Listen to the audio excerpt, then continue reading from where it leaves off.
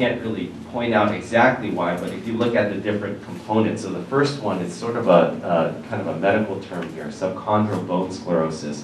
In layman's terms, it simply means you have bony thickening due to repeated trauma. So if anyone's heard of bone-on-bone before, when you lose this joint space here, so you have normal here and abnormal here, you'll see on the right side, the abnormal knee, you'll see that the joint space is narrowed. So when you lose that joint space between the bones, you'll have repeated trauma every time you're taking a step. So that actually causes thickening of the bone, and you can see that in the white on the right side here at the joint line, and that's what we call subchondral bone sclerosis. The radiologists, they actually look for that. So usually when you get a report of your knee, like an x-ray, they'll just say osteoarthritis of the knee. And this is just breaking it down to kind of pull out the reasoning of why the radiologist called my knee buildup side of the knee. I don't know if you can see it quite well. On both sides of the abnormal x-ray, you start to see osteophytes. And then I spoke about the joint space narrowing there. So normal and abnormal, and this view is the AP view, so you're looking straight down into the knee. This is an x-ray of a patient I took about a week ago. So as you know, this is an abnormal x-ray.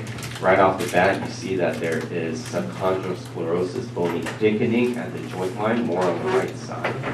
You also see that the joint space is quite lacking. You have some joint space here, but if you look onto the sides, and you compare it again with the normal image here, you don't have this joint, you have this joint space narrowing, you don't have that real estate right within the knee. And what makes this even worse is that this was not even a standing x-ray. That means this patient was laying down and the joint space was already compromised by this point. If you look on the right lower side, you'll see the bone spurs here and coming cut off here, but you can appreciate the threefold diagnoses on this AP x-ray. So I'll talk about the conservative treatments, the medications, including injections, not so much surgery, but I'll see if I can invite an orthopedic colleague of mine to talk about surgical options. But I'm really talking about conservative treatment, what you could do or what you could take and what you could get done without doing a knee replacement. So the main conservative therapies include hot or cold compresses. Now, hot or cold compresses with non-steroidal medication are typically the mainstay. If you go to an orthopedic or sports doctor, they'll say elevate it, put some ice on it, and take some anti-inflammatories. But patients always ask me, okay, they say use heat, use cold. So what do I do? Well, usually within the first 5 days of knee pain, let's say if you kind of twist your knee or you just have an episode of knee pain, I typically say or recommend cold compresses. And usually after the 5-day mark, I usually say start to transition to a hot compress when things get a little bit more chronic. Weight loss is huge. Most patients who do come and see me for knee pain are not a lot, but a little bit overweight. I think there's a lot less emphasis these days about the type of stress on the knee joints. So the next typical response, I can't go to the gym, therefore I'm kind of stuck at this state. Well, I would say studies show that at least 85% of your weight is actually managed through your diet. So at least we don't put in local anesthetic there because there's a motor nerve that actually lives there, and if we inactivate it, then it'll cause a lot of weakness in the legs, so we actually avoid this side. And this 2 insides here and the upper outside is typically what you get localized with anesthetic. So if we find that benefits you for even a short while, we have you come back in and we actually do an ablation. So an ablation simply means to inactivate something in a medical sense. Okay, so we go to those same areas where we injected the local anesthetic, and we actually heat the surrounding tissues using a special radiofrequency needle to about 80 degrees centigrade for about 1.5 minutes. That's been scientifically shown to inactivate it. So it's not like a hot needle going in and burning your skin all the way down. And it's actually a needle that's connected to a radiofrequency machine that allows the surrounding tissue to heat up for that amount of time. So it could be safely done in the clinic, and it's done quite frequently. Another type of injection is PRP, or platelet-rich plasma. So this has gained a lot of traction because you're not using an outside substance, nothing synthetic, you're not using a steroid.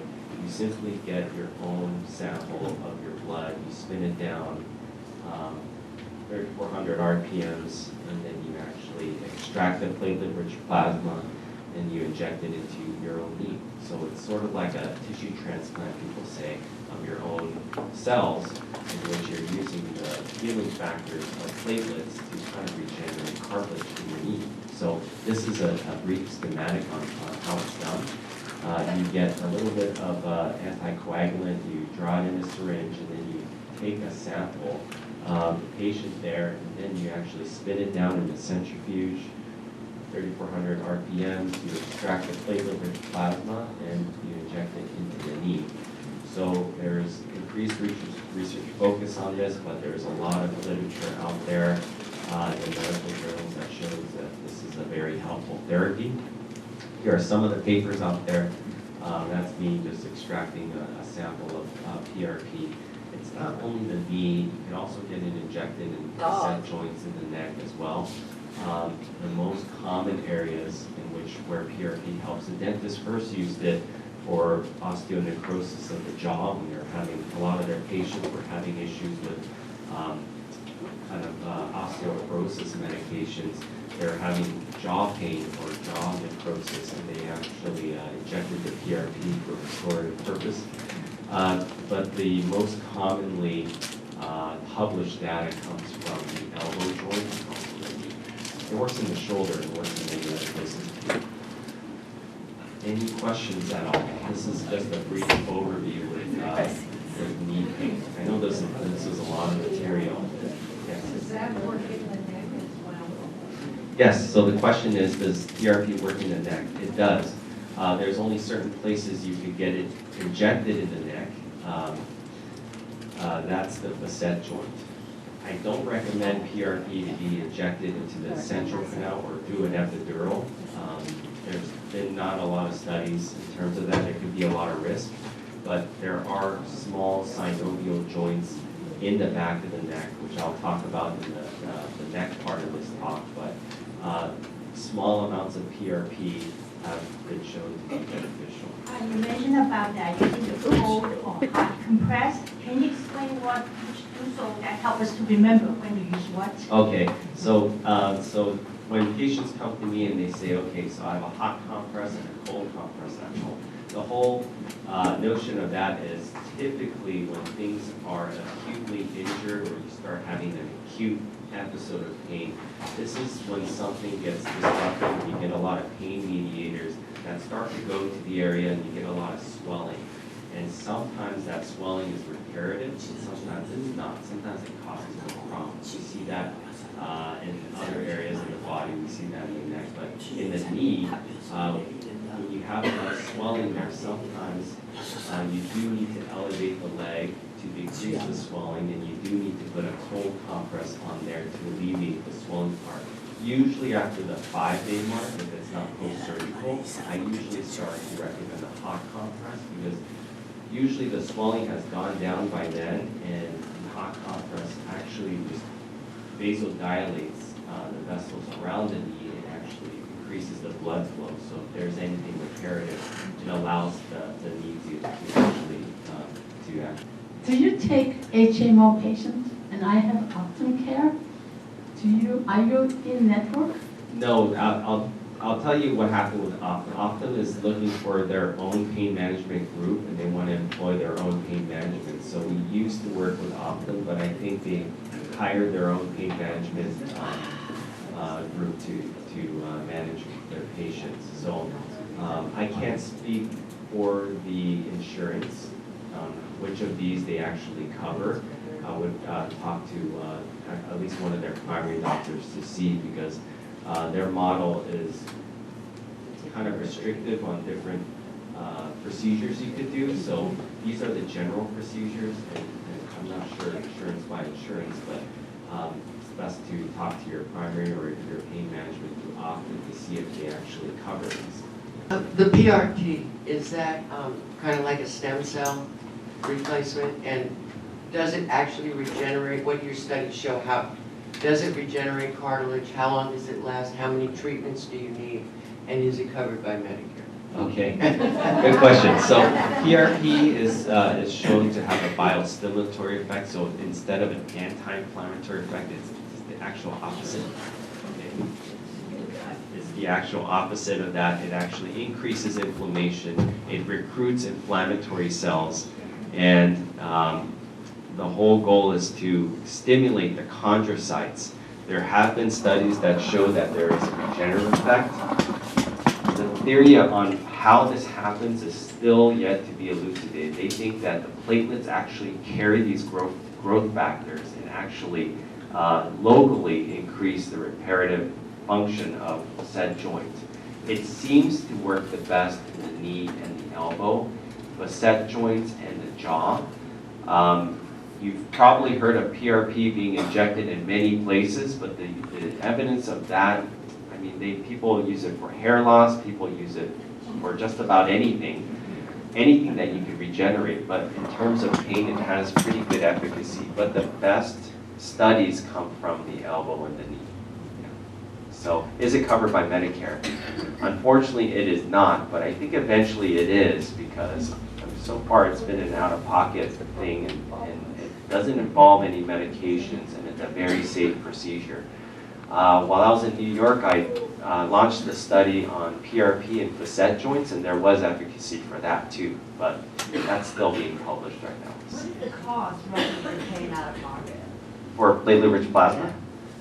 It varies. There are some groups, I think the trick is, and don't quote me, if you go to more kind of, I guess like places where there's just a lot more people paying a lot more out of pocket for this stuff, you typically pay a lot more. So if you go to like, don't quote me, if you go to like Newport Beach, some people are paying a couple thousand for this, and that's a little bit steep, but in our clinic, our price is about $800, but we're not there to really compete with people, but that's been our price for quite a long time. And this could be safely done in the office, and I would get a few quotes of this before you actually do the injection, because it's, as long as they spin it down for at least 5 minutes at a certain RPM, 3,400 is typically the standard. People, this PRP is pretty easily obtainable, and sometimes, I'd rather have you folks go to a clinic that does it correctly and charges you correctly versus, kind of making the price too high and trying to make too much of a profit. So that's usually the average price there.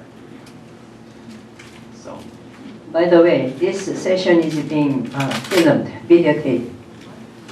Yes, I believe you mentioned you have a lumbar pain presentation. How do we see that? Well, two years ago, I did a presentation on Zoom. I'm not sure if it was recorded. We probably did. Okay, you could ask Mrs. Derby that to see if she has it in the archives. But I'll be happy to give a low back presentation as well.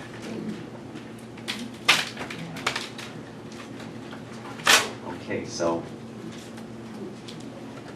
yes.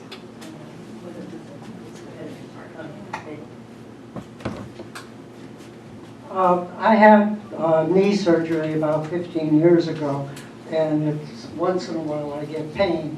What would happen? Do you have idea what kind of treatment for post?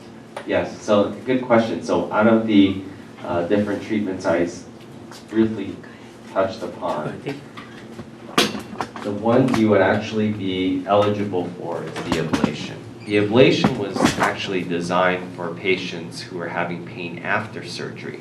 So when you have a bionic knee, you can't really access the knee. There's no capsule to put the medication in. Actually, even if there was, I highly would recommend getting a steroid injection in a knee that's been replaced. That's a huge infection risk.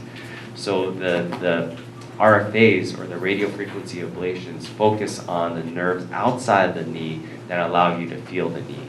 So typically I do it for patients who've undergone some type of knee replacement. They're still having pain from their replaced knee. So good question. Okay, so yes. Is it one-time treatment, injection, platelet injection, one time or? Depends on which injection. So the steroid is typically done every couple of months, depending on your condition of the knee. There's a lot of exceptions. For me, I had an injection in my shoulder about 14 years ago. But for some people, they have to get repeated injections. For the platelet-rich plasma, it's usually a one-shot injection. For the gel injections or the viscosupplementation, it's usually 3 injections, 1 a week for 3 weeks. For the gel injections, it's very uncommon for you to just get 1 injection. It's usually a series to actually, to replenish the knee of that hyaluronic acid. And the RFA is typically done once every 6 to 8 months, but for a lot of people, I've only had to do it once, and they get relief. So, okay, so I'll briefly talk about neck pain. I'll kind of rush through this a little bit, but neck pain is a very difficult thing to kind of measure in our society. So there was a Swedish study that estimated about suffers from some kind of neck pain. And there's different causes of neck pain, many causes of neck pain, a lot more than that list of etiologies of knee pain that I showed you. But I'll really be talking about 3 major causes of neck pain and why patients come to see me. And that's myofascial syndrome, cervical facet syndrome, and spinal stenosis. So myofascial syndrome can result to general debility from trauma or just due to poor posture. So in a medical sense, it's basically a band of kind of a hyper-irritable skeletal muscle. And there's pain when you press into that muscle, and sometimes they call this a trigger point. So as you can see here, this is a diagram of a lady who actually has a trigger point at the right base of her neck, and someone is examining her and she could say, yes, that's a spot. Every time I push there, it's very painful. Trigger points could be in virtually any part of the body where there's skeletal muscle. So the more treatable areas tend to be the shallow soft tissues, because that's where we actually could reach when we do procedures. This is a schematic of where the typical areas of trigger points are. I know many of you could relate to this. I know I can. There's some areas in the back of the neck, and then there's areas behind the shoulder blade and down into the buttock and the lower back. So once again, trigger points are kind of hyper-irritable loci within a band of skeletal muscle. So the reason why the shallow soft tissues are the areas we treat is because to treat this, typically in the office, we do trigger point injections. So these are typically injections done with the fine needle to access a band of kind of a painful band of skeletal muscle. As you can see in this image, a patient has been sterilized. These are ultrasound-guided injections in which we identify the painful skeletal muscle band, and we actually use a fine needle to put some medication in there. The medications could vary. They could be anti-inflammatories, they could be steroids, they could be local anesthetics. Some people use PRP, but the evidence there is sparse. The next common cause of neck pain is pain coming from the facet joints. So cervical facet joint syndrome was first described in 1933 by Dr. Gormley. All he thought was, well, this was a big theory of his, these areas which he didn't know were joints yet were elements of the posterior or behind the neck that cause symptoms in other parts of the neck. For instance, these are the types of pains that when you would get looking upwards or looking side to side. A lot of these pain issues are associated with headaches, especially in the back of the head. This diagram describes the location of that said facet joint. So if you have a painful facet joint, such as the C2-3 joint, this map attempts to localize or to map out where that pain radiates from that facet joint that's affected.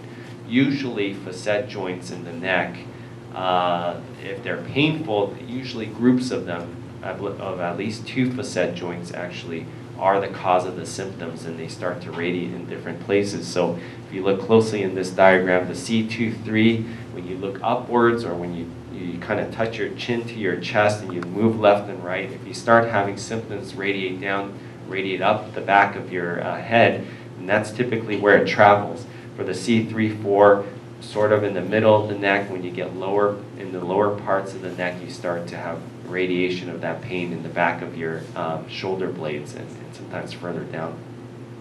Here's another image. So we're able to make a diagnosis of facet joint syndrome by actually anesthetizing a nerve that allows you to feel that facet joint. And if it results in significant neck pain relief, then you can actually do an ablation. So we do ablations of these nerves as well in the office. This is a diagram of a radio frequency needle, very similar to the one we use for the knee, that actually could go to this nerve that allows you to feel that facet joint. And we know in pain management, just because you don't feel an area in your body doesn't mean that area ceases to function. For instance, if you can't feel your knee, and if you don't feel the pain there, it doesn't mean that the knee will stop holding you up. These are structural elements of our body, and sometimes we treat these joints in which we don't necessarily have to feel. So if we burn these nerves, it doesn't mean that our necks will not hold us up anymore. We'll just feel less of our necks, which for most of us, it's a good thing. So spinal stenosis, I'll talk about briefly.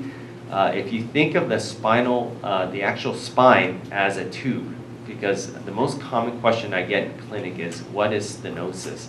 Stenosis is simply a medical term for blockage. So if you think of the spine as a tube, the spine is trying to protect the most important organ in your body, your brain and your spinal cord. If you don't have those, you just don't function at all. So you're born with this kind of tube that has a spinal cord inside and its neural elements, the nerve roots that travel outwards. And as you age and with degeneration, you start to have elements that encroach within the central canal, within that tube opening.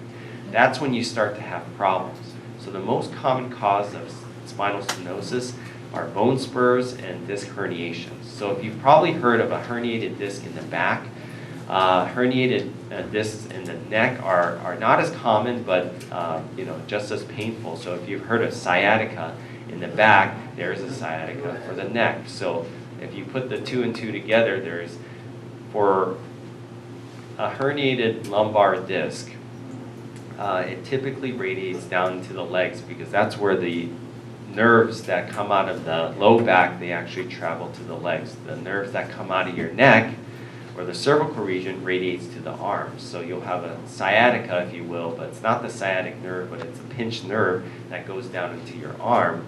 And this is a diagram of like a sciatica that you could get in the neck and in the upper extremity. So most people don't feel this right away, but they start feeling a little bit of pain in the wrist, sometimes in the hand, a little bit of numbness, but it's very difficult to put the 2 together. Some people just come to clinic and they have arm pain or shoulder pain, and it's not within the joint, it's just a general area, and they can actually accentuate their pain by actually moving their neck around. In fact, there is a neurosurgeon by the name of Dr. Sperling, in which he came up with the Sperling maneuver, in which if you have pain going down the arm, typically when it passes the elbow, if you touch your chin to that arm, to that shoulder on that same side, and it actually makes the symptoms worse, that's usually associated with the pinched nerve or an element of spinal stenosis. So as you can see here, this pain is shooting down from this poor gentleman's arm all the way down past the elbow. It's not only pain, It typically starts with numbness, and then it progresses to pain, and it can be associated with weakness or motor deficits if it becomes more and more severe. So this is a diagram that points out the dermatomes, which are basically general maps for most of us. Our bodies do follow this, not to, to the exact color code there, but this is a general diagram that shows that when you have a pinched nerve in a certain area of your neck, it starts to affect other areas of the neck and upper extremities. So it's not only pain, it's weakness, and it's also numbness. So this actual table talks about the different areas in which you could have stenosis in your neck and what would be the clinical outcome. So this is a little bit jumbled, but if you were to get a pinched nerve at C5 per se, which is kind of like the mid-lower part of the neck, you'll start to have issues with your bicep strength, you'll start to have issues with rotating your shoulder a certain area, and then you'll start having weakness in certain types of motions there. Same if you go all the way to C8, which is the last spinal nerve that comes out of the neck, you'll start having issues with hand grip, you'll start having numbness in your pinky and things like that. So I'll just briefly talk about interventions for spinal stenosis in the neck. One of the things we do in the clinic are injections of a steroid. So this is a picture of an epidural. So if you look here, this is the front of your neck here, this is the back of your neck, this is a needle here. This could be safely done in the clinic with x-ray guidance. Make sure wherever you go and have these injections, these are one of the most common injections done in the clinic. However, you make sure that your provider is using image guidance throughout this entire process. So you can see that a little bit of contrast. So you see that in the dark here, a little darker here, that shows the epidural space. And steroids have been shown to have a moderate degree of what they call helpfulness or efficacy when injected for patients with spinal stenosis. So I would say that's about it. My office is at 3851 Catella Avenue, and I'll be happy to answer any questions, or if you want to ask me about low back pain or shoulder pain or hip pain, I'm there to answer them. So thank you very much.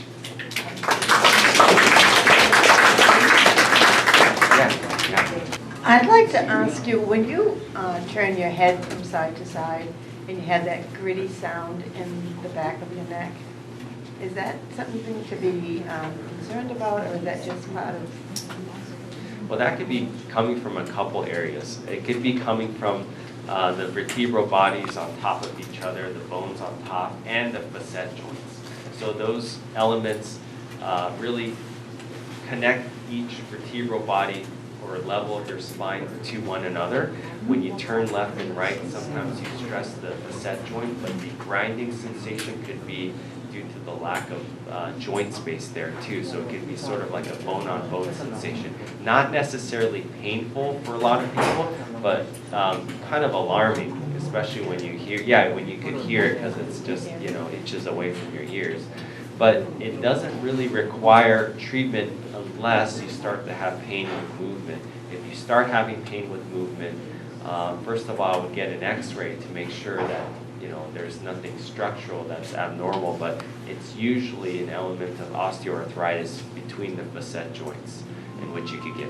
On your last comment then, make sure whoever used image guidance, what does that mean? Well, it just means that this injection is in a very sensitive area in the neck, and the neck is a little different than, let's say, the low back, because you have almost the same amount of structures within a very smaller area. So whichever provider, if they were to do the injection, it has to be 100% image guided. That means that not only do they use an x-ray to do this procedure and with proper positioning and sterile technique, they're going to have to use a contrast. So they actually, when they get into the area they intend to, they actually put some medicine in to make sure the medicine flows in that area that's in target. Because oftentimes if you do a lot of these, if you do an injection just because you're in the target, the medicine could backflow, it could go somewhere else, and the last thing you want is to get some of this medicine in a vessel or within the interspinal space where it shouldn't be.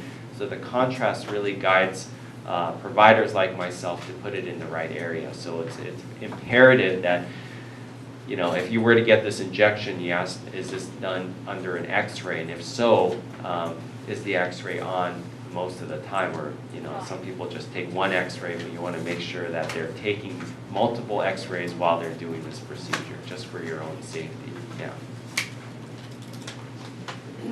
1, 2, 3.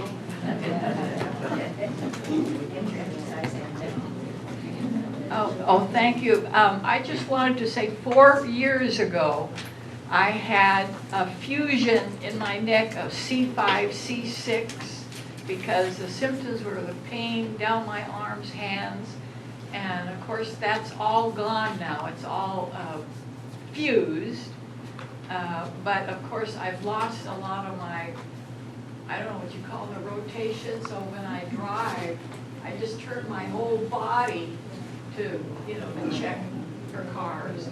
Yeah, sometimes, so you get that loss of range of motion, but a lot of times that starts to become painful. So when you have an element fused in your body, especially the neck, because in the back you could kind of make up for it, you know, you could turn your whole body, but the neck, it's really hard to do this for a long time, especially when you're driving, it's just not possible. So in the neck, when you have an element fused, you typically, over time, get degeneration of the joints above and below the fusion. That's called adjacent segment disease. So that's when you could get a facet injection in those areas and an ablation, so you don't feel as much as the pain as you're turning left or right. But in terms of the range of motion, that's going to be a difficult one to get back, especially with a fused segment. Yeah, but you know, surgeons are actually recognizing more and more that their surgeries actually sometimes cause some more problems, like not only range of motion, but increased pain in other areas, typically above and below. And now I see more surgeons just putting it out there, hey, you're going to get this adjacent segment disease. You're going to have to be willing to live with this if this surgery, even if it goes well. It's just so common. So. But I'm out of pain. Oh, I'm that's out good. Of pain. That's good. Yeah. That's good. Okay, who was the second person? Does your office have modalities? Are you familiar with issues with chronic pelvic pain? Yes, so yeah, we do procedures with chronic pelvic pain as well. Usually our pelvic pain patients are managed with a mix of medications. They try laser therapy, they try abdominal wall injections, and certain nerve blocks and denervations. And that's typically done safely. When I'm doing exercise, and then I move my arm kind of like in a circle, and I heard, the noise of grinding bones. It's not painful. My question is, should I continue or should I never do it again? Well, do you feel like it's coming more from your shoulder or your neck? It is a shoulder. Okay. Forward, I don't have a problem. It is like doing this, and I hurt too much. Okay. So what you're doing is a range of motion exercise to maybe like increase blood flow and to kind of condition the muscles. When patients complain of either pain or they feel like it just pops too much, like they're going to injure themselves, I recommend isometric exercises. So isometric by the very definition means no movement, but you actually do resistant exercises versus a full range of motion. For instance, if you go to a physical therapist, there's physical therapists that'll teach you both, but there's most physical therapists, they'll try to kind of have you reach for a pulley or push a ball and do some light weights with high repetition.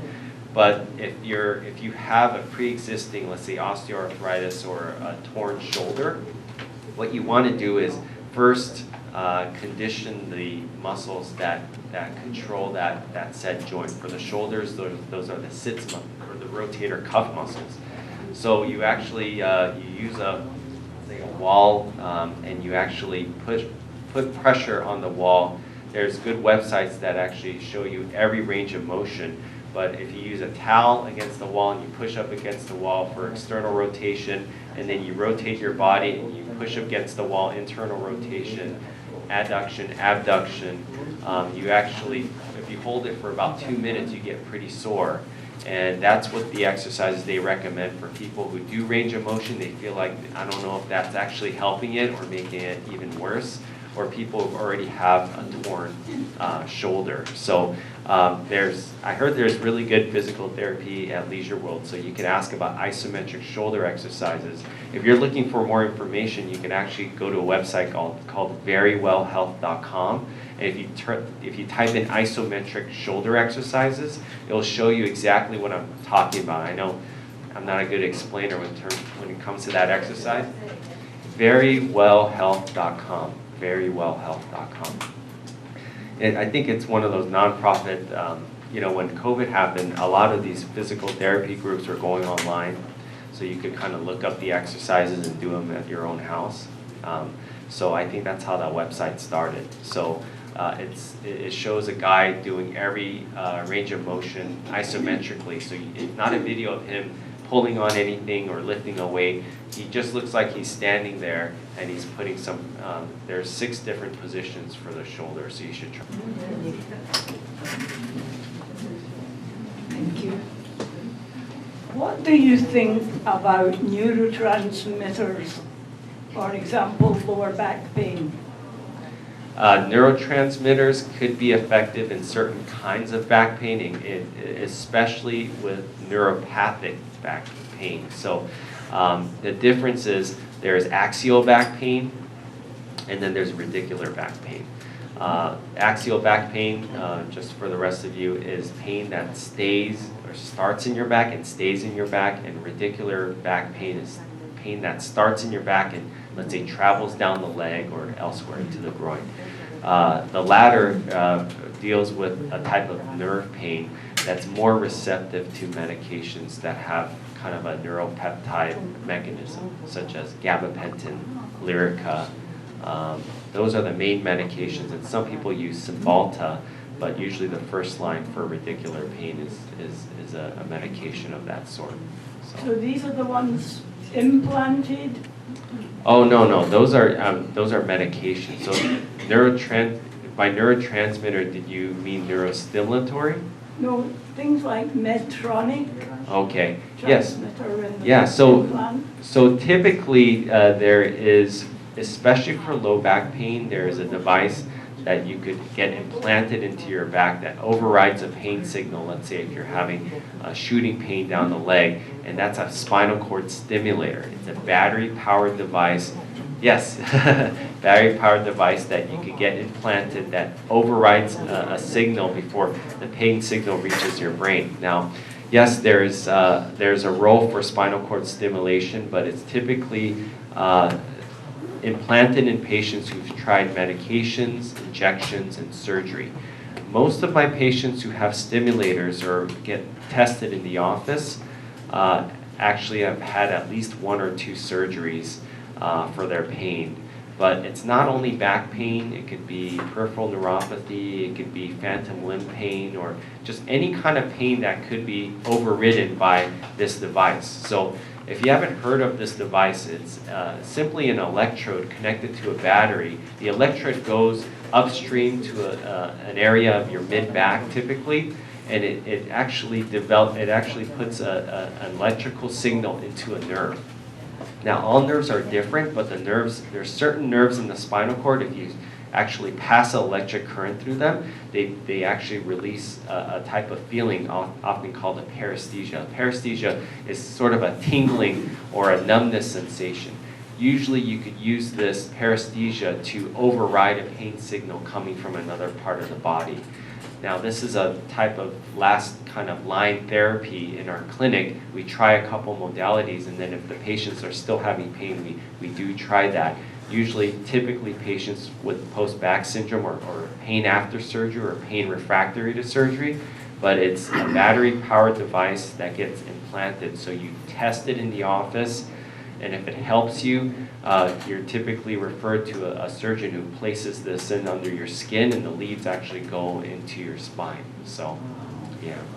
it's a little advanced, but it's something we do. It's less done for neck and arm pain because there's just a little less space for these electrodes to fit in the neck.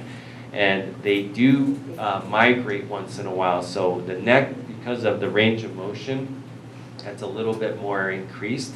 I think the incidence of migration is higher, but for the back, there's less movement of the leads. So, good question. By the way, keep an eye on the newspaper next Friday's speakers. What's your take on subluxation in chiropractic, on cell regeneration and lower spine, and acupuncture? Okay, well, for the first part of the question, subluxation, well, I feel there's certain degrees of subluxation that we have naturally occurring in our spines, but sometimes this could be quite harmful, especially when you start to have subluxation, which is the movement typically of one bone against another bone. Because in our spine there's just so limited space, when you have a certain degree of subluxation, you start to create stenosis, and that stenosis could be problematic. Now, subluxation is sort of an active term. That means you kind of have to see it happening. So how do you really diagnose it? You could get an MRI and it could show that there's movement. If you look at two bones that are not completely lined up, and you could say they're subluxing. But typically surgeons and, your primary too could, they send you out for this flexion extension kind of x-ray to show dynamically if your bones are moving up against each other. If you're starting to have weakness, that's the biggest one. When you're starting to have issues with balance, starting to have some issues with weakness and falls, that's when it actually needs to be surgically corrected. In terms of chiropractic, well, I do send some patients to chiropractic doctors. I do feel there's a need for them. I do feel that there's therapeutic potential. As you know, there's a lot of political I guess not a war, but American Medical Society and the Chiropractic Society, if you look at the history, it's not a good one. So it's like a kind of, this society says this, and I think chiropractors are very helpful and they're vital for our community. Just keep in mind, if you have issues with bone health, if you're severely osteoporotic, you want to go to a chiropractor who's very case by case, and things like cervical traction and some adjustments have been found to be very helpful. And they're not the ones putting needles or anything anywhere, so they're very conservative, but they can be very helpful as well.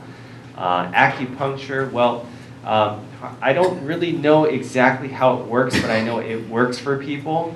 I have a partner in the office who does a lot of acupuncture, and it's a non-medication type of therapy, and it really helps for pain.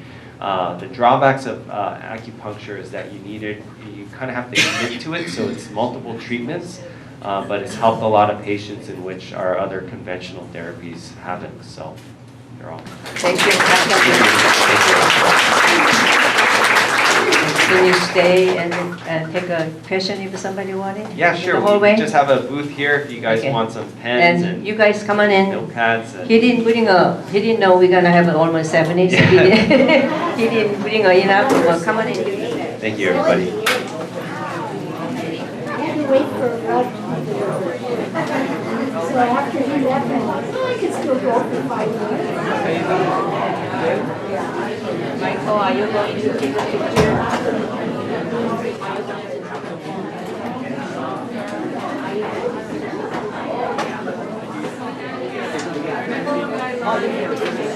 Video too?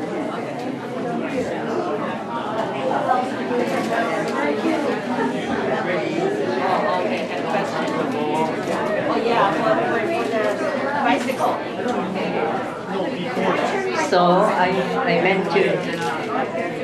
meant to ask you guys. Go ahead.